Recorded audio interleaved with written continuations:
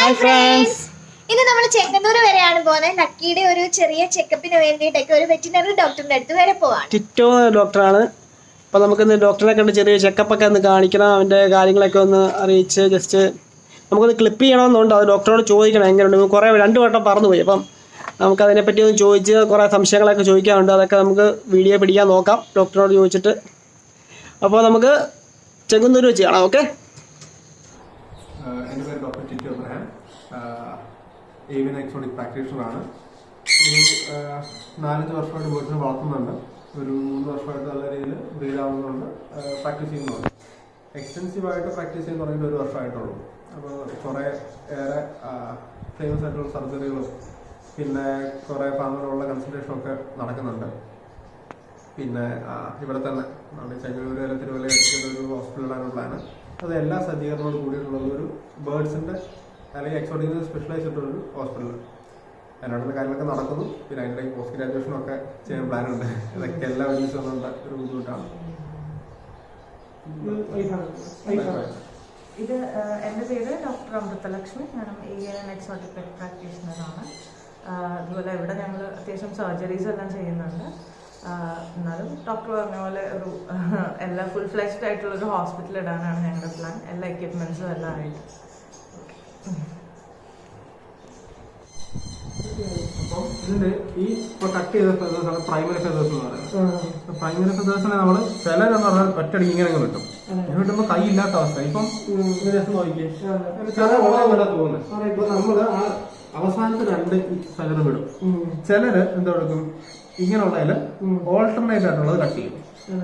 Alternate ആയിട്ട് cut ചെയ്താലും ഈ ഒരു എഫക്റ്റാണ്. അതും ഒത്തിരി പറക്കത്തില്ല, എന്നാലും പറക്കും. ചിലത് പക്ഷേ നല്ല ഇതുള്ളത് ചില പറന്നു പോകും.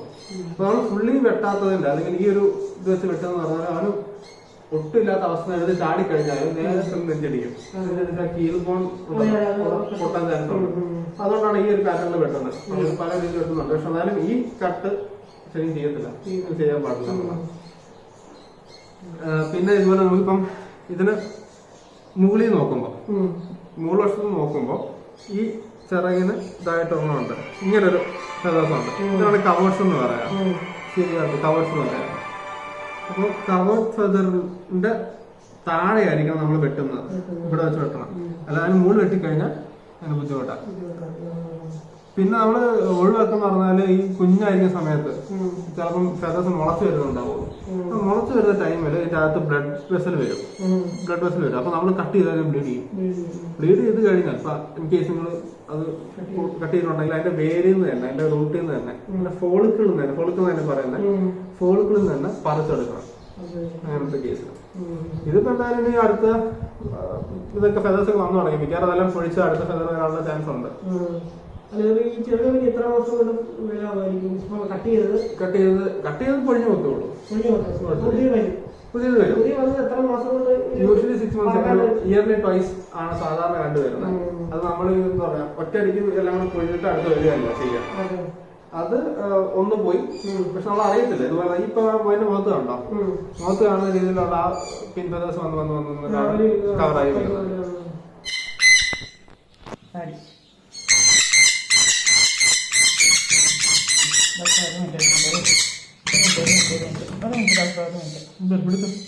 അല്ല ഈ കൈ ജസ്റ്റ് പൊട്ടി ലക്കി ഇല്ലടാ മോനെ, ആണോ മോനെ?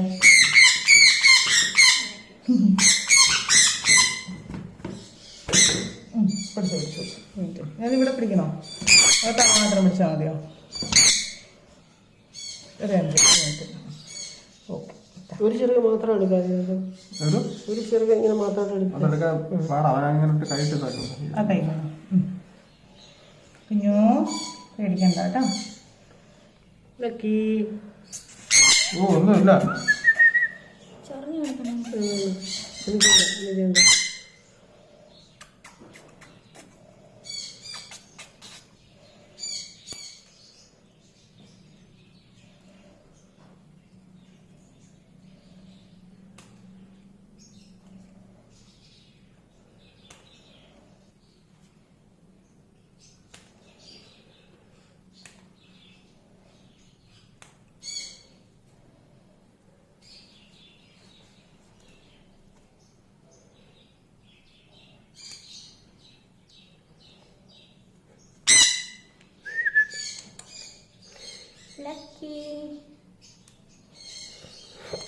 ഈ കട്ട് ചെയ്യുന്നതിനൊരു ഇതുണ്ടല്ലേ അതിന്റെ എങ്ങനെയാന്നുള്ളത് പറഞ്ഞു ഇത് കഴിഞ്ഞു. അതൊക്കെ ഇവരെ എങ്ങനെ ഇത് വിട്ടോ. ഇത് വിട്ടോ. ഈ side ഇങ്ങോട്ട്. പിന്നെ ഇത് കഴിയുമ്പോഴത്തേക്കേ ആ വിട്ട് കഴിയുമ്പോൾ ആള് ചിലപ്പം ആളുടെ വിചാരം പറക്കാൻ പറ്റുന്ന അത്ര ഇത് കൊടുക്കാൻ പറ്റത്തില്ല ആൾക്ക്.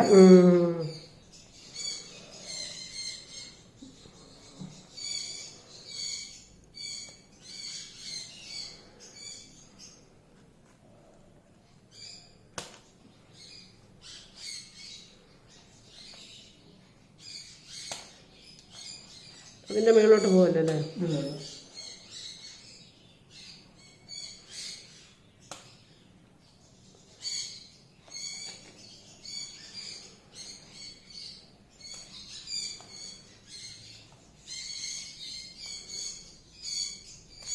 Lucky.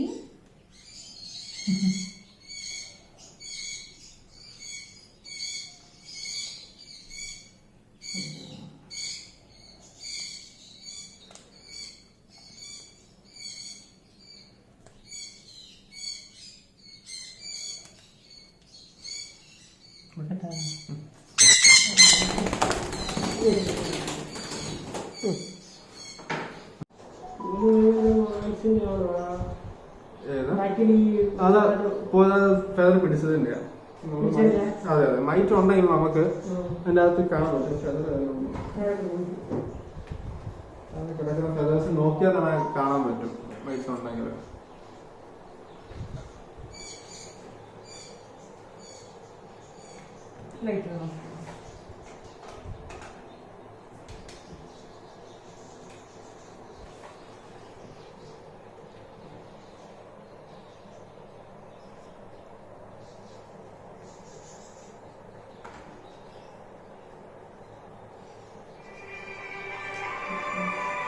എല്ലാത്തിലും കാണുന്നു.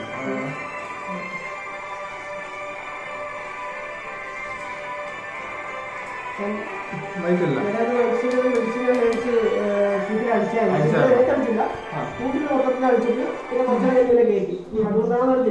മൈറ്റ് ഉണ്ടെങ്കിൽ നമുക്ക് എന്താ ഈ ഇതിൽ നമ്മൾ തലയില് ഈ ഇരിക്കുന്നതിലോട്ട് ഇരിക്കുന്നത് കാണാൻ പറ്റും. ഇങ്ങനെ ഇവിടെ നമ്മുടെ ഇതിരിക്കത്തില്ല അതുപോലെ ഇങ്ങനെ പെയിന്റ് ചെയ്യാൻ നമുക്ക് കാണാൻ പറ്റും. ചിലത് സ്കിന്നിലായിരിക്കും, അത് ചിലത് മൈക്രോസ്കോപ്പിലേ കാണാൻ പറ്റുള്ളൂ. സ്കിന്നിലുള്ള ടൈപ്പുണ്ട്, ഈ ബീക്കിൽ വരുന്ന ടൈപ്പുകളുണ്ട്, പ്രത്യേകിച്ച് കാലില് ആ സ്കിന്നിൽ വരുന്ന ടൈപ്പുകളുണ്ട്. നെമിഡോകോപ്റ്റസ് എന്നൊക്കെ പറയുന്ന മൈറ്റുകൾ. ഇത് ഫെദർ മൈറ്റ് ആണ്, മെഗ്നീരിയ എന്ന് പറയുന്നത് ഫെദർ മൈറ്റുകളാണ്. സാറ് ഫെദറിൽ കാണും. സൺകുണികളുടെ ക്യാരി എന്ന് പറയുമ്പോൾ ഞാൻ ഫസ്റ്റ് സ്റ്റാർട്ട് ചെയ്തത് സൺകുണികളിലാണ്. ആൻഫിഡിങ് ചിക്കനെ വാങ്ങിച്ചാണ് സ്റ്റാർട്ട് ചെയ്തത്. അതൊരു 3 weeks ആയ ചിക്കൻ എടുത്ത് അതിനെ ഹാൻഡ് ചെയ്യണം. അപ്പൊ ഞാൻ വാങ്ങിക്കുന്ന സമയത്ത് 8,000 രൂപയായിരുന്നു, 8,500. ഇപ്പൊ എനിക്ക് തോന്നുന്നു 10 രൂപയോളം ഹാൻഡ് ചിക്കൻ. അപ്പൊ ആ സമയത്ത് നമുക്കൊന്നും അറിയില്ല, നമ്മളും ബേസിൽ തൊട്ട് ഹാൻഡ് ചെയ്ത് സ്റ്റാർട്ട് ചെയ്തത്. അപ്പൊ ആ സമയത്ത് കൊടുത്തിരുന്നത് KT എന്നുള്ള ഫീഡായിരുന്നു ഞാൻ ഹാൻഡ് ചെയ്തത്. പിന്നെ ഇപ്പം ഞാൻ കൊടുക്കുന്ന സിറ്റാക്സ് എന്നുള്ള ഫീഡാണ്. കുഴപ്പമില്ല, നല്ല ആ KTയുടെ തന്നെ ഒരു ഇത് കിട്ടുന്നുണ്ട് നമുക്ക്. പിന്നെ പലരും A19 ഹാൻഡ് ഫീഡ് ചെയ്യുന്നുണ്ട്. ശരിക്കും പറഞ്ഞാൽ A19 കുണിയൂസിനുള്ളതല്ല, A21 ആണ് കുണിയൂസിനുള്ളത്. പലരും അറിയാതെ എല്ലാവരും A19 ആണ് കൊടുക്കുന്നത്. അപ്പം A21 ആണ് കുണിയൂസ് കൊടുക്കേണ്ടത്. മെൻഷൻ ചെയ്യുന്നുള്ള കാര്യം. ഇതിന് ഒരു ഫസ്റ്റ് ആ ഒരു 3 months ആകുമ്പോഴത്തേക്ക് ഏകദേശം ഒരു കംപ്ലീറ്റ് ഫെദർ ഗ്രോത്ത് വരും. 3 months ആകുമ്പോഴത്തേക്ക് അത് ഒരു 6 to 9 months അത് പൊഴിഞ്ഞ് വേറെ വരുന്നതാണ്. അപ്പൊ നമ്മൾ ഡീവർമിങ്ങിന്റെ സമയത്ത് ഇപ്പോൾ ശ്രദ്ധിക്കുന്നത് ഈ മോൾട്ടിംഗ് സ്റ്റേജിൽ ഡീവർം ചെയ്തിരിക്കുക. കാരണം ഡീവർം ചെയ്യുന്ന മെഡിസിൻസ് എല്ലാം, പ്രത്യേകിച്ച് ബെൻസിമിഡാസോൾ ക്ലാസിഫിക്കേഷൻ എന്ന് പറയും, അതിൻ്റെ അകത്ത് വരുന്ന ഡ്രഗ്സ് എല്ലാം ഇതിന്റെ ഫെദർ ഗ്രോത്തിനെ ബാധിക്കാൻ ചാൻസ് ഉണ്ട്. പ്രത്യേകിച്ച് പ്രാവുകളിലൊക്കെ അവർ ഡീവർം ചെയ്യുമ്പോൾ ആ മരുന്ന് വെച്ചിട്ട് കൊടുക്കുകയാണെങ്കിൽ മിക്കവാറും എല്ലാത്തിനും കുറ്റി ഫെദറായിട്ട് നിൽക്കും, പുള്ളി വരത്തില്ല. അപ്പം നമ്മൾ ഫസ്റ്റ് ഡീവർം അഡ്വൈസ് ചെയ്യുന്ന പറഞ്ഞാൽ നെസ്റ്റ് ഔട്ട് ആയിട്ടാണ് ചെയ്യുന്നത്. അപ്പോൾ 3 months ആകുമ്പോൾ ഫസ്റ്റ് ഡീവർം ചെയ്യാം. അത് കഴിഞ്ഞ് 3 months കൂടുമ്പോൾ ചെയ്യാം. പക്ഷെ നിങ്ങളുടെ ആ സ്ഥലത്ത് അതിന്റെ പ്രശ്നം ഇല്ല എന്നുണ്ടെങ്കിൽ, ഗവൺമെന്റ് ഇൻവെസ്റ്റിഗേഷൻ ഇല്ല എന്നുണ്ടെങ്കിൽ 6 മാസത്തിലൊരിക്കൽ ചെയ്താൽ മതി. അല്ലെങ്കിൽ ഏറ്റവും നല്ലത് അതിന്റെ ഫീക്കൽ സാമ്പിൾ ടെസ്റ്റ് ചെയ്യാം. എന്നിട്ട് അതിൻ്റെ അത് വിരയുടെ മുട്ട ഉണ്ടെങ്കിൽ, വിരയുടെ മുട്ടയാണ് നമ്മൾ കണ്ടുപിടിക്കുന്നത്, വിരയായിട്ടല്ല കണ്ടുപിടിക്കുക. വിരയുടെ മുട്ട ഉണ്ടെങ്കിൽ നമുക്ക് അതിനെ ഡീവർം ചെയ്യും. അത് ഏത് ടൈപ്പ് വരെയാണ്, ഏതിന്റെ മുട്ടയാണെന്ന് അനുസരിച്ചിട്ട് അതനുസരിച്ച് ഡീവർം ചെയ്യും. ചില ഇപ്പൊ ഫാമുകളിലൊക്കെ ആണെങ്കിൽ റുട്ടീനായിട്ട് ചെയ്യേണ്ടി വരും, അല്ലാതെ വേറെ ഓപ്ഷൻ അതിനകത്തില്ല. ഒരുപാട് കിളികളുള്ളപ്പോഴായിരിക്കും ഇതിപ്പം സിംഗിൾ ആയിട്ടാണെങ്കിൽ ചാൻസ് കുറവാണ് വരാനുള്ള. വീണ്ടും വൺസ് ഡിവോം ചെയ്ത് കഴിഞ്ഞാൽ ഗ്രൗണ്ടോട്ട് ആക്സസ് ഇല്ല, അതായത് മണ്ണോട്ട് ആക്സസ് ഇല്ല എങ്കിൽ വരാനുള്ള ചാൻസ് കുറവാണ്. നമ്മൾ ഡിവോം ചെയ്ത് കഴിയുമ്പോഴാണെങ്കിലും വേം ലോഡ് എക്സ്പെൽ ചെയ്ത് പോവുക ചെയ്യുന്നത്. അതിന്റെ എഗ്സ് ഒക്കെ ഉണ്ടെങ്കിൽ പിന്നെ റീഇൻഫെക്ഷൻ വരാൻ ചാൻസ് ഉണ്ട്. അപ്പോൾ എപ്പോഴും നമ്മൾ അഡ്വൈസ് ചെയ്യുന്നത് ഒരു റെഗുലർ ഡിവോമിംഗ് ആണ്. ഒരു ഇന്റർവെല് കറക്റ്റ് ആയിട്ട് ഡിവോം ചെയ്ത് പോവാണെങ്കിൽ അതെ അതെ. പിന്നെ ഫീഡിങ്ങും കാര്യങ്ങളെന്ന് പറഞ്ഞാല് ഞങ്ങളോട് രാവിലെ ഫ്രൂട്ട്സ് ആൻഡ് വെജിറ്റബിൾസ് കൊടുക്കുന്നത്, 2 നേരം ഫീഡ് കൊടുക്കും. ഉച്ചയ്ക്ക് ശേഷം സീഡ് മിക്സാണ് കൊടുക്കുന്നത്. അപ്പോൾ ചിലപ്പോൾ ബ്രീഡിംഗ് ടൈം ആണെങ്കിൽ ചിലപ്പോൾ എഗ് ഫുഡ് എക്സ്ട്രാ ആഡ് ചെയ്യും, അല്ലെങ്കിൽ പൾസസ്, അതായത് പ്രോട്ടീൻ കൂടുതലുള്ളത്. നമുക്ക് ഏതൊരു ബേർഡിനെ ബ്രീഡിംഗിലേക്ക് എത്തിക്കുക എന്ന് പറയുന്നത് ഫുഡാണ്. അപ്പം ഹൈ പ്രോട്ടീൻ ഡയറ്റ് കൊടുത്തു കഴിഞ്ഞാൽ, പ്രത്യേകിച്ച് കടല, പയർ, അങ്ങനെ അതുപോലുള്ള സാധനങ്ങൾ, പിന്നെ എഗ് കൊടുത്തു കഴിഞ്ഞാൽ അതിന്റെ കണ്ടീഷനിലേക്ക് എത്തും. അപ്പം അത് മാറി അപ്പൊ സീഡ് മിക്സിലേക്ക് മാത്രമായി കഴിഞ്ഞാൽ അത് കണ്ടീഷൻ മാറും. അപ്പം ബ്രീഡിംഗ് അല്ലാത്ത ടൈമിൽ കൂടുതൽ സീഡ് മിക്സുകളും, സീഡ് മിക്സ് ആട്ടോ, സീഡ് മാത്രമല്ല സീഡ് മിക്സ് കൂടുതൽ, അല്ലെങ്കിൽ സൺഫ്ലവർ മാത്രമേ കൊടുക്കുന്ന കണ്ടുള്ളൂ, അത് മാത്രമേ കൊടുത്ത് പിന്നെ ബ്രീഡിംഗിലേക്ക് അതിലേക്ക് പ്രോട്ടീൻ കൂടുതലായിട്ട് ആഡ് ചെയ്താൽ മതി. ഇതിന് എത്ര നേരം കൊടുക്കണമെന്ന് നോർമൽ ബ്രീഡിംഗ് ടൈം അല്ല, നോർമൽ സമയത്ത് എത്ര നേരം ഫീഡ് ചെയ്യണം? 3 നേരമാണോ? അത് ഓരോരുത്തരുടെ അതൊക്കെ ഓരോരുത്തരുടെ കൺവീനിയൻസ് ആണ്. ഇപ്പം 1 നേരം ഫീഡ് ചെയ്യുന്ന ആൾക്കാർ എനിക്കറിയാം, 2 നേരം ഫീഡ് ചെയ്യുന്നവരുണ്ട്, 3 നേരം ആയിരിക്കും കുറച്ചുകൂടി നല്ലത്. പക്ഷെ പലർക്കും ടൈം റെഡി ആവാത്തതുകൊണ്ട് അവർ 2 നേരമായിട്ട് ചുരുക്കുന്നവരുണ്ട്. ചിലര് പെല്ലറ്റ് ഫീഡ് ചെയ്യുന്നവരുണ്ട്. അതാകുമ്പോൾ നമുക്ക് ഈ പറഞ്ഞ എല്ലാ ഡയറ്റും എല്ലാ ന്യൂട്രീഷനും ബാലൻസ്ഡ് ആയിട്ട് കിട്ടും നമ്മളൊരു കൺസെപ്റ്റാണ് എല്ലാവരും പെല്ലറ്റ് ഫീഡ് ചെയ്യുന്നത്. അതൊക്കെ ഇപ്പം ഇതായി വരുന്നു, കോമൺ ആയി വരുന്നുണ്ട്. ഇപ്പം കോമൺ ആയിട്ട് വരുന്നത് ബ്രീഡർ പെല്ലറ്റാണ് വരുന്നത്. മെയിനൻസ് പെല്ലറ്റ് അങ്ങനെ യൂസ് ചെയ്യുന്നത് കുറവാണ്. ഫ്ലാറ്റ് ലുവാറൊക്കെ ഇപ്പം മെയിനൻസ് പെല്ലറ്റ് യൂസ് ചെയ്യുന്നുള്ളൂ. പിന്നെ ഇതിന്റെ റിങ്ങിങ് ജെൻസ് ഒരു 15 ദിവസമൊക്കെ നമുക്ക് റിങ് ചെയ്യാം. ലെഗിൽ റിങ് ചെയ്യാം. 2 ടൈപ്പ് ഉണ്ട്, ക്ലോസ് റിങ്ങിങ് ഉണ്ട്, ഓപ്പൺ റിങ്ങിങ് ഉണ്ട്. അപ്പൊ ഓപ്പൺ റിങ് ആണെങ്കിൽ ഏത് ഏരിയയിൽ നമുക്ക് ചെയ്യാം. ക്ലോസ് റിങ് ആണെങ്കിൽ ആ 15 ദിവസത്തിനുള്ളിൽ 12 ഡേയ്സ് 30 ഡേയ്സിലാണ് നമ്മൾ ചെയ്യാം. അതിന്റെ പിടിച്ചു നമുക്ക് അറിയാം. ആ ഇതിൽ ക്ലോസ് റിങ് ചെയ്യും. ഓരോന്നും സ്പെസിഫിക് ആയിട്ട് റിങ് സൈസുകളുണ്ട്. കൊണിയൂസ് ആണ് കൂടുതൽ കുറച്ച് എല്ലാം ബേസിക് ടൈഗേഴ്സ്. പ്രോട്ടോടൈപ്പ് വെച്ചിരിക്കാം പഠിക്കാനും. അതുപോലെ ഫിഞ്ചസ് ഉണ്ട്, കൊണിയോസ് ഉണ്ട്. ഇപ്പം 5 വർഷമായി. അതായത് ബ്രീഡിങ് ഇപ്പൊ ഒരു 3 വർഷമൊക്കെ ആയിട്ടുണ്ടോ. ഒരു ബ്രീഡർ സെറ്റപ്പിലായിട്ടില്ല സത്യം പറഞ്ഞത്. കാരണം ബ്രീഡർ എന്ന് പറയുമ്പോഴത്തേക്ക് അതിന്റെ ജെനറ്റിക്സ് കംപ്ലീറ്റ് അറിയണം. അതിലെ ചുമ്മാ കുറെ ഒരു ആൾക്കാരുടെ കൂട്ടത്തിലിട്ടു, അത് വിരിഞ്ഞു എന്ന് പറയുന്നത് നമ്മുടെ കഴിവല്ല. പക്ഷെ ആ വിരിയുന്ന കുഞ്ഞ് എന്ത് ടൈപ്പാണ്. ആഫ്രിക്കയിലെ പെണ്ണ് വാങ്ങിച്ചിട്ടുണ്ട്. അതിന്റെ അത് ഒരു ലൂട്ടിന് പോയി ഒരു വൈൽഡിനെ കൂടെ എടുത്തു. ലൂട്ടിന് പീസ് ഫേസ് എടുത്തു. ലൂട്ടിന് പീസ് ഫേസ് വൈൽഡിനെ ഇട്ടു. അതിൽ ഇറങ്ങുന്ന കുട്ടി എന്താവുമെന്ന് പറയാൻ കഴിവുള്ള ആളെ ബ്രീഡർ എന്ന് വിളിക്കാൻ പാടുപെട്ടിരിക്കും.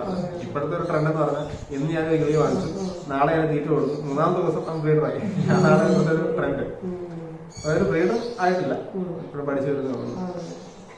പ്രാക്ടീഷൻസ് ആണ് ബേസിക്കലി, ബേർഡ് പ്രാക്ടീഷണേഴ്സ് ആണ്. അപ്പം പഠിച്ച് ഇപ്പം 1 വർഷം കഴിഞ്ഞു. 1 വർഷമായിട്ട് ബേർഡ്സാണ് കൂടുതലായിട്ടും പ്രാക്ടീസ് ചെയ്യുന്നത്. പിന്നെ എക്സോട്ടിക് ആനിമൽസും ഉണ്ട്. എക്സോട്ടിക് ആനിമൽസ് എന്ന് പറയുമ്പോൾ എന്തൊക്കെയാണ് പറയണ്ടത്, ഇഗ്വാന, ഷുഗർ ഗ്ലൈഡർ ഒരു പേര് എനിക്കുണ്ട്. പിന്നെ ടേർട്ടിലുണ്ട്, മർമസിലുണ്ട്. അത് കൺസൾട്ടേഷൻ ആയിട്ട് കൊണ്ടുവന്ന സർജറി ഉണ്ട്, ഇൻട്രാമെഡുലറി ക്ലിനിക്. അപ്പൊ അത് കഴിഞ്ഞിട്ട് ഞാൻ പേഷ്യന്റ് ആയിട്ട് തന്നെ വെച്ചിരിക്കുകയാണ്. ഒരു 2 months ആയിട്ട് ആളിവിടെ ഉണ്ട്. മമ്മിയുടെ അടുത്ത് ഭയങ്കര ടൈമില്ല. ഞങ്ങളെ കാണുന്ന പേര്, കാരണം ഞങ്ങളാണ് ചെയ്യുന്നത്. ഞങ്ങളെ അത്ര വലിയ താല്പര്യമില്ല. അപ്പോ പിന്നെ ബോൾ പൈപ്പിനെ വളർത്തിട്ടുണ്ട്, പാമ്പിനെ വളർത്തിട്ടുണ്ട്, മസിൽ വെച്ചിട്ടുണ്ടായിരുന്നു. പിന്നെ ഇവിടെ 1-2 ദിവസം ഉണ്ടായിരുന്നു ഒരു പ്രോഗ്രാമായിട്ട് കൊണ്ടുവന്ന. പിന്നെ ടർട്ടിൽസ് ഉണ്ട്, ടോട്ടോയ്സ് ഉണ്ട്, പല ടൈപ്പുകളുണ്ട്. അപ്പം പിന്നെ കൺസൾട്ടേഷൻ ഉണ്ട്. അപ്പം കേരളത്തിലെ ഒട്ടുമിക്ക ലീഡിംഗ് ആയിട്ടുള്ള ഏരിയയിലും കൺസൾട്ടേഷൻ ഉണ്ട്. നമ്മുടെ കോട്ടയം വളരാട് ചെയ്യുന്നുണ്ട്, തിരുവനന്തപുരത്തുണ്ട്, കൊല്ലത്തുണ്ട്, കോഴിക്കോടുണ്ട്.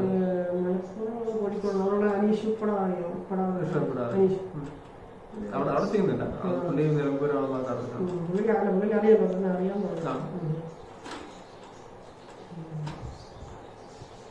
പിന്നെ കൂടുതൽ ഈ പറഞ്ഞ വലിയ പേഴ്സൺ മെക്കാവസി ഗ്രേസ് ഒക്കെ എന്ന് പറഞ്ഞാൽ ഫാമിലി കൺസൾട്ടേഷൻ ഉള്ളതുകൊണ്ട് അങ്ങനെയാണ് അതിന്റെ കാര്യങ്ങളൊക്കെ മനസ്സിലായി വരുന്നത്. ഇപ്പൊ നമ്മൾ ഒരു വേർഡിന് നമ്മളിപ്പോ ഞാൻ ഇതിനോട് ബുക്ക് വായിച്ചു നമുക്ക് ഒരിക്കലും നോളജ് കിട്ടും, പക്ഷെ അത് അപ്ലൈ ചെയ്യാതെ നമുക്ക് ഒരിക്കലും കാര്യമില്ല. അപ്പൊ പ്രാക്ടീസ് ചെയ്താൽ മാത്രമേ ഇത് എന്തെങ്കിലും കിട്ടുള്ളൂ. അപ്പൊ അതുകൊണ്ട് തന്നെയാണ് ഞങ്ങള് ബേർഡ്സിന് ഇവിടെ എടുത്ത് ഇവിടെ വളർത്തുന്നതാണ്. മിക്കവാറും ഇപ്പൊ എല്ലാം ബ്രീഡ് ആകുന്നുണ്ട്. സണ്ണ് ബ്രീഡ് ആകുന്നുണ്ട്, ജെല്ല ബ്രീഡ് ആകുന്നുണ്ട്, എലസൈഡ് ബ്രീഡ് ആകുന്നുണ്ട്, പൈനാപ്പിൾ ബ്രീഡ് ആകുന്നുണ്ട്, ആഫ്രിക്കൻ ബ്രീഡ് ആകുന്നുണ്ട്. എന്റെ വെള്ളം പറഞ്ഞ കഴിച്ചു രണ്ടെണ്ണം ഉണ്ടായിരുന്നു. ഇത് ഇങ്ങനെ തട്ടി തട്ടി തുറക്കും, മൂക്ക് വെച്ചിട്ട് തുറന്ന് ഒരെണ്ണം ചാടിപ്പോയി, ഒരെണ്ണം ഇതുവരെ ഞാൻ കൊടുത്തു. അവിടെ ഒരു സിസ്റ്റം നമ്മളൊരു ചെറിയ മഴ പോലത്തെ ഒരു സാധനം വരുന്നത്. അപ്പൊ ഇതിനകത്ത് ഫെദർ തന്നെ ആയിരിക്കും. ഫെദറിന് നോർമലി വരുന്ന രീതി വരാം, അതായത് വളഞ്ഞിട്ടുണ്ട് അതിനകത്ത് ഒരു സിസ്റ്റം പോലെ ഇരിക്കുന്ന. അത് 3 എണ്ണത്തിനുണ്ടായിരുന്നു. നമ്മള് അത് സർജറി ചെയ്ത് ഇട്ടേക്കുന്നുണ്ട്.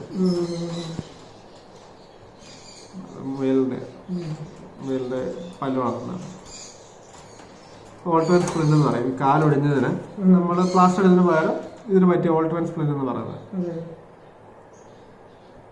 ഇത് റബ്ബർ പാല് പിടിച്ച ഒരു പട്ടിയാണ്.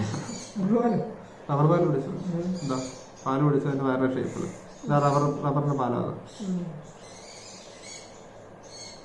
ഇതൊരു ബ്ലൂ ആൻഡ് ഗോൾഡ് മക്കാവോ ഇവിടുന്ന് വന്ന ഹാൻഡ് ഫീഡ് ചെയ്തപ്പോൾ അത് ക്രോപ്പ് ബേൺ ആയി. ക്രോപ്പ് കൂടി അതിൽ കൂടെ ഫീഡ് ചെയ്യുന്നത്. അത് ശരിക്കും പറഞ്ഞാൽ 38 തൊട്ട് 40 ഡിഗ്രി സെൽഷ്യസ് ആണ് നമ്മൾ പറയുന്നത്. അതിന് മേലെ പോയി കഴിഞ്ഞാൽ കൊള്ളാനുള്ള സാധ്യതയുണ്ട്. പല ഡിഗ്രി വരും. ഒത്തിരി ചൂടാണെങ്കിൽ പൊള്ളി പോകും. പൊള്ളി ഇതൊക്കെ മൊത്തത്തിൽ അങ്ങനെ ഇതായി പോകും. ചില അകത്ത് മാത്രമേ ഇതുണ്ടാവുള്ളൂ. അതൊക്കെ തനതാക്കിയിലായി പോകും. ഹോള് പോലെ വരും. ഹോള് കൂടെ അതിനോട് ഫീഡ് കൂടി പാസ്സാവും. സാധാരണ ഇത് നാളെ കുഴപ്പമൊന്നുമില്ല. അത് കഴിഞ്ഞിട്ടുള്ള ഫോട്ടോ ഒക്കെ ഉണ്ടായിരുന്നു. ഇത് സ്പ്ലേറ്റ് ലെഗ് എന്ന് പറയും. കാല് തന്നെ പോകുന്നത് കൂടുതലും അതിൻ്റെ അകത്ത് സബ്സ്ട്രേറ്റ് ഇട്ട് കൊടുക്കുന്ന ലിറ്റർ ഉണ്ടാവാറ് വുഡ് ഷേപ്പിങ്സ് ആയിരിക്കും. അത് ഇല്ലാണ്ടാവും. അതൊന്നും സൈഡിലേക്ക് ഇരിക്കാതെല്ലാം ഒതുക്കി വെച്ചേക്കുന്നത്. അതില്ലാതെ തെന്നി പോകുന്നുണ്ട് വരാറുണ്ട്. ഈ കണ്ടീഷൻ നമ്മൾ ബാൻഡ് ചെയ്യുമ്പോൾ ചെറുതാണ്. ഒരാഴ്ചക്കുള്ളിലാണെങ്കിൽ റെഡിയാവും. അല്ലെങ്കിൽ പിന്നെ റെഡിയാവുന്നില്ല. ഈ ഇതുപോലെ ബാൻഡേജ് വെക്കുക. ഫിഗർ ഓഫ് 8 നോട്ട് എന്ന് പറയുന്നത്. ഇത് തിരുവനന്തപുരം സൂവില് വെച്ച് ചെയ്യുന്നതാണ്. ന്യൂസിലുണ്ടായിരുന്നു. 2 ന്യൂസിലുണ്ടായിരുന്നു. ഇത് പത്രത്തിലുണ്ടായിരുന്നു. ഇത് എല്ലാവരും ന്യൂസായിട്ടുണ്ടായിരുന്നു. ഇവിടെ ഏകദേശം ഇത്രയും പോർഷൻ പോയി. നമുക്ക് സേവ് ചെയ്യാൻ പറ്റിയില്ല. നമ്മള് ട്രൈ ചെയ്താലും അറിയുള്ളൂ. ഒരുപക്ഷെ ഫസ്റ്റ് ടൈം ആയിരിക്കും. പിന്നെ അത് ഇതാവും. ആൾക്കാരെ ഒത്തിരി ആൾക്കാർ ചോദിക്കുന്നു. ഇപ്പൊ തന്നെ അരോവനോടെ കുറെ ആൾക്കാർ സർജറിക്കായിട്ട് ചോദിക്കുന്നുണ്ട്.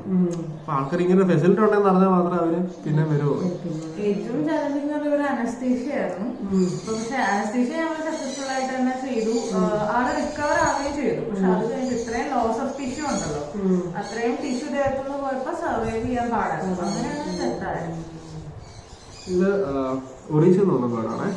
കൺസൾട്ടേഷൻ ഇതിനായിട്ട് വന്നാൽ അതിന്റെ ബാക്ക് തള്ളി വരുന്ന അവസ്ഥ ക്ലോക്കൽ കൊലാപ്സ് എന്ന് പറയും. നമ്മളത് റെഡ്യൂസ് ചെയ്ത് തിരിച്ചത് ചെയ്ത് വെച്ചു. അത് ഒരു കുഴപ്പമില്ലാതെ ഇപ്പോൾ ഉണ്ട്. ഇപ്പൊ എറണാകുളത്തുണ്ട് വീട്.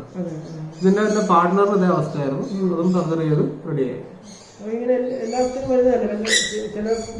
ചില കണ്ടീഷനിൽ വരുന്നത് നമുക്ക് ഒത്തിരി വര ഉണ്ടെങ്കിൽ മുക്കും, കൊടുക്കുന്ന ഫുഡ് ഭയങ്കര ഡ്രൈ ആണെങ്കിൽ മുക്കും, അങ്ങനെ പല കണ്ടീഷൻ കൊണ്ട് വരുന്നത്. ഇതാണ് ട്രാൻസൈൻ സ്പിന്നിങ് എന്ന് പറയും. സിസർ ബീക്ക് എന്ന് പറഞ്ഞിട്ട് ഒരു കണ്ടീഷനാണ്. ബീക്ക് വളഞ്ഞിരിക്കുന്ന ഒരു കണ്ടീഷൻ.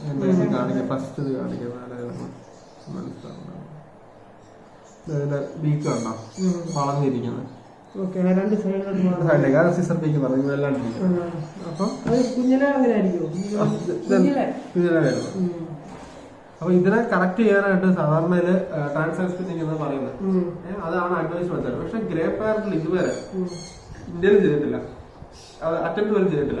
വെളിയിൽ അറ്റംപ്റ്റ് ചെയ്തിട്ടൊന്നും സക്സസ് ആയിട്ടില്ല. അപ്പൊ അവരെന്നെ പറഞ്ഞത് ഗ്രേ പാരന്റ് സക്സസ് ആവാനുള്ള സാധ്യത കുറവാണെന്ന് പറഞ്ഞിട്ടാണ് നമ്മൾ അറ്റംപ്റ്റ് ചെയ്യുന്നത്.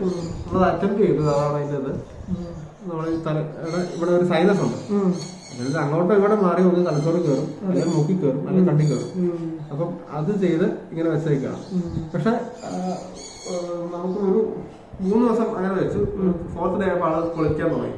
അങ്ങനെ പൊളിക്കുന്നതല്ല, അത് ഇത് ഈ ഫിക്സ് ചെയ്തിരിക്കുന്ന സാധനം ഇത് വരുന്നത് പറഞ്ഞാൽ അത് തന്നെത്താൻ ഇതാവുന്നു. പക്ഷെ ഇത് ശരിക്കും ഭയങ്കര അഗ്രസീവായിട്ട് പൊളിക്കാൻ തുടങ്ങി. നമ്മളത് കട്ട് ചെയ്തിട്ട് നമ്മളതിന്റെ ഒരു മെത്തേഡ് അഡ്വൈസ് ചെയ്ത് ഡിവൈസ് ചെയ്തെടുത്താൽ ഇതിന് ഓവർ ഹെഡ് ബ്രേസ് എന്ന് പറയും. ഇതൊരു ഹെൽമെറ്റ് പോലെ സാധനം വെച്ചിട്ട് ഇട്ട് കെട്ടി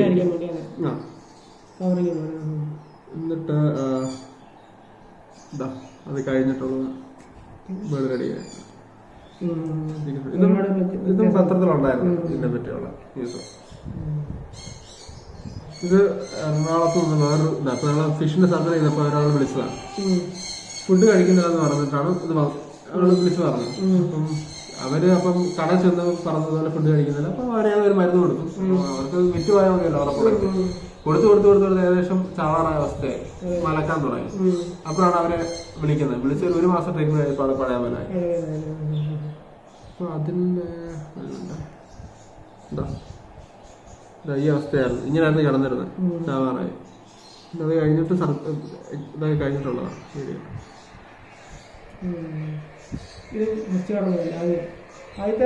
അല്ല അത് കഴിഞ്ഞ റെഡി ആയതിനു ശേഷമാണ്. എന്താ ഈ കളർ തല എല്ലാം പോയി, കളറെല്ലാം പോയി. പിന്നെ അത് റെഡിയായി. എലി എന്തോ പിടിച്ചതാണ്. പിന്നെ എലി കടിക്കുന്ന ഒരുപാട് വിഷയം പറയുന്നുണ്ട്. ഇതിപ്പോ കൊറേ ഉണ്ടാവും. ഇവിടെ വന്ന് മിക്കവാറുള്ള എല്ലാ ബേർഡ്സിന്റെ ഉണ്ടാവും. ഇതൊരു നാടൻ തത്തയാ. ഈ കാലിപ്പോ എലി കടിച്ചെടുത്തോണ്ട് പോവുകയാണെങ്കിൽ പിന്നെ ഇപ്പൊ മനസ്സിലാക്കിയാണ് നമ്മുടെ കാല് വിട്ടുപോയി. തിരിച്ച് പിന്നെ ചേർക്കാം. പക്ഷെ ഭയങ്കര കോംപ്ലിക്കേറ്റഡ് സർജറി. ഫുൾ പോയാൽ എനിക്ക് തോന്നുന്നില്ല അത് എത്ര എനിക്ക് 2 മണിക്കൂറോ 6 മണിക്കൂറിനുള്ളിൽ നമ്മൾ ഐസിനകത്ത് വെച്ച് അവിടെ എത്തിക്കേണ്ടി വരും. അതില്ല എങ്കിൽ നമ്മൾ ഭയങ്കര പാടാം. കാരണം ഓരോ രക്തക്കുഴലും ഉണ്ടാവില്ല. രക്തക്കുഴൽ നമ്മളിരുന്ന് തിന്നണം. പിന്നെ മാത്രം ശരിയാവുള്ളൂ. നടന്നത്തെ ഒന്നാണ്. ഫാന് തട്ടി കൈ ഒടിഞ്ഞിട്ടാണ്. അതിന്റെ കൈ പോസ്റ്റർ നമ്മളത് കമ്പി കിട്ടും. ഇതാണ് പൊട്ടി എല്ല് പൊട്ടിയ ഭാഗം.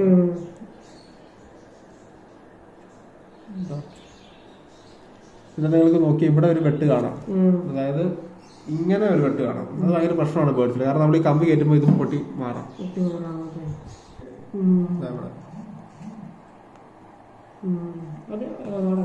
നടന്നത്തെ ചിറകൊടിയ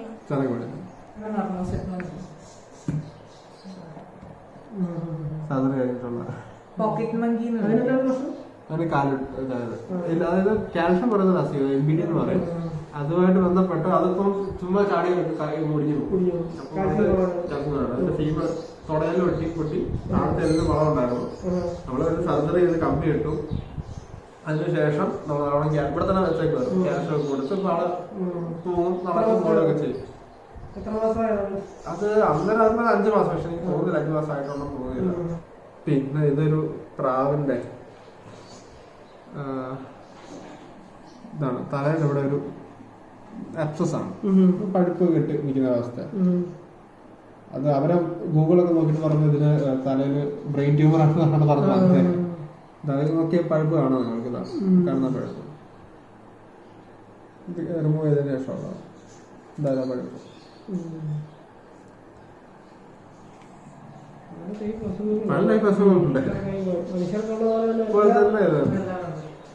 ഇതിനും കാലൊടിച്ചിട്ട് വന്ന ഒരു ഹാൻഡ്രിങ് ചിക്കാണ്. നോക്കിയാൽ മനസ്സിലാവും. ഇവിടെയാണ് ഒടുവ്. അപ്പൊ ഇത്ര അറ്റത്താണ്. ഇതാണ് എന്റെ ജോയിന്റ്. ഇത്ര അറ്റത്താണ് ഭയങ്കര പാടാ അത് മാനേജ് ചെയ്യാം. അതായത് നമ്മളത് ക്ലോസ് റിഡക്ഷൻ ഒടുവാണ് കാണാവുന്നത്. ക്ലോസ് റിഡക്ഷൻ ഫിറ്റിംഗ് എന്ന് പറയും. അതായത് ഓപ്പൺ ചെയ്യാതെ അവിടെ വെച്ച് തന്നെ നമ്മളൊരു കമ്പി കയറ്റി, നമ്മുടെ കമ്പി കാണാം, കമ്പി കയറ്റി നേരെയാക്കി വെച്ചിട്ടുണ്ട്. പിന്നെ റിമൂവ് ചെയ്തു. ഇപ്പൊ നേരെയായി. പിന്നെ എന്നിട്ട് വീണ്ടും നമ്മൾ പ്ലാസ്റ്റർ ഇട്ട് വയ്ക്കാം.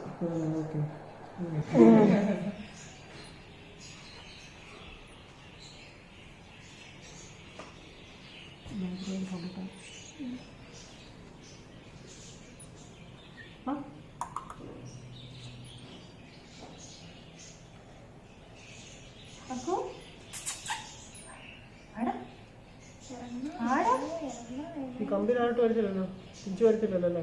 ലോക്കല്ലേ പിന്നെന്ന് തോന്നുന്നു. ഒരു സൈഡ് വീണിട്ടില്ല.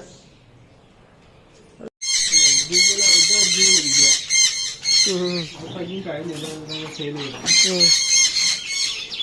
അടച്ചിട്ട് അടുത്തില്ല ഈ തിരിച്ച് റെസ്പോൺസ് പോലും ഇല്ലല്ലോ ഇതിന്. ഇതെല്ലാം പേരാ അല്ലേ?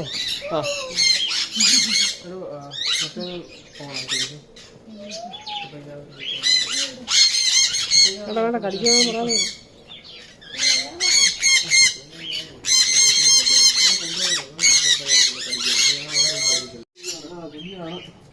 ഇവിടുന്ന് വന്നതെന്ന് അറിയിച്ചില്ലല്ലോ. കൂടാതെ ഇതുവരെ ഷുഗറായിട്ടുണ്ട്. ഇത്രയ്ക്ക് കുഞ്ഞിനെ പിടിക്കും. അതെ അതെ. ഇങ്ങനെ പ്രശ്നമുണ്ട്. ഇതിനെ ചെറിയ പിടിച്ചിട്ടുണ്ട്.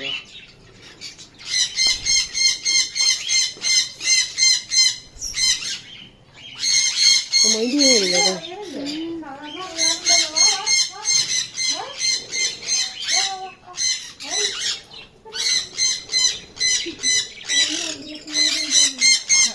ആൾക്കാർ കണ്ടിട്ടാണ്ട് അങ്ങനെ ഈ സൗണ്ട് കഴിഞ്ഞു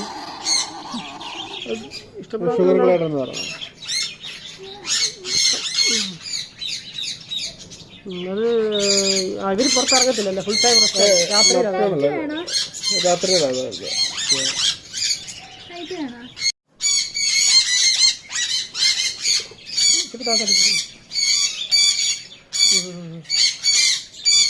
ഓക്കെ.